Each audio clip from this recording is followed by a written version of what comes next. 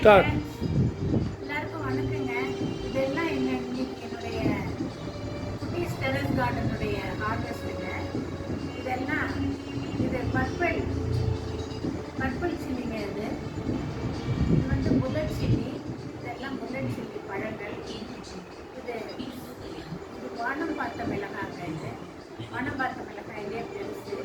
இது வந்து பர்பிள் சில்லிங்க, வானம் பார்த்த பர்பிள் சில்லி. இதெல்லாம் செர்ரி பழங்க, பர்முடா செர்ரி ஃப்ரூட்ஸ். இதெல்லாம் நிறைய காய்ச்சி. இதே நெய் மிளகாய், நான் ரொம்ப நாளாக காத்துருந்தேன். நெய் மிளகாய் இப்போ தான் காய்க்க ஆரம்பிச்சிட்டு ரெண்டாவது பழங்க. இது வந்து வாழவரை.